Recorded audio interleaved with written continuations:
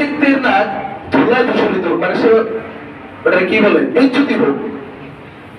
আরবের একটি কথা, মানে আরবি আমাদের যেমন কথার কথা থাকে না, আরবের একটা কথা ছিল, আরবি ভাষার কথা, রগিমান ফুমরিকিন, সেই ব্যক্তির নাক ধুলায় দূষিত হোক, আর আমাদের ভাষায় ওই বেজ্জতি হোক, ও লাঞ্ছিত হোক।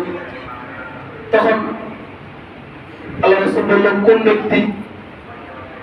বলা হলো যে ব্যক্তি মান আতরাকা, যে ব্যক্তি সিয়াম পেল, যে ব্যক্তি রমাদান মাস পেল, অথচ সে তার জন্য জান্নাতের ফয়সালা করতে পারলো না, তার নাক ধুলায় দূষিত। আল্লাহ রাসূল সাল্লাল্লাহু আলাইহি ওয়াসাল্লাম আবার বললেন আমিন। তার মানে বোঝা যাচ্ছে এই যে একটা মাস, এই মাসের মাধ্যমে আপনার আমার জান্নাতের ফয়সালা করতে হবে ইনশাআল্লাহ। পারবো তো ইনশাআল্লাহ? এটাই আমাদের জীবনের শেষ রমাদান হতেই পারে, অস্বাভাবিক কিছুই না, কিচ্ছু না, একেবারেই স্বাভাবিক।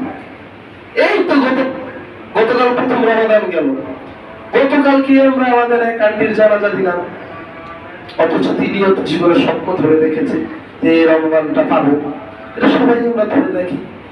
সম্মানিত উপস্থিতি, রমাদান ক্ষমার মাস, রমাদান তওবার মাস, রমাদান তিলাওয়াতের মাস, রমাদান ভালোবাসার মাস, রমাদান আল্লাহর নৈকট্য লাভের মাস, রমাদান একটা কাঙ্ক্ষিত মাস। এই রমাদান মাসকে যদি আমরা নিজেদের জীবনে অ্যাপ্লাই করতে না পারি, এই রমাদানের শিক্ষাগুলো যদি আমরা অন্তরে না ধারণ করতে পারি, তাহলে এই জীবনটা পুরোপুরি বৃথা হয়ে যাবে।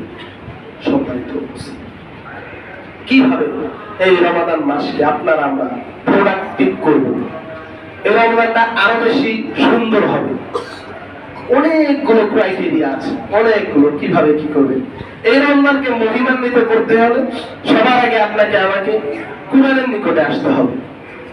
এটা আমরা প্রতিনিয়তই বলি, কোরআনের নিকটে আসতে হবে। দেখেন পৃথিবীতে এই কোরআন যার সাথে গেছে, যেই ভাবে গেছে, তাকে সে সম্মানিত করে ফেলেছে। আমি এটা বলি, আপনারা শুনেছেন ইতিপূর্বে। এই কোরআন রমজান মাসে নাজিল হয়েছে।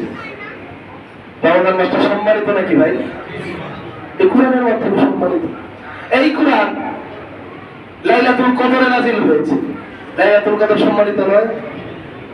এই কোরআন বহন করে নিয়ে এসেছে কে? জিবরাইল, সবচেয়ে দামি ফেরেশতা জিবরাইল। এই কোরআন নাজিল হয়েছে কোথায়? মক্কা মদিনায়। পৃথিবীতে সম্মানিত জায়গা কিনা? আশ্চর্য না এই বিষয়গুলো। এই কোরআন নাজিল হয়েছে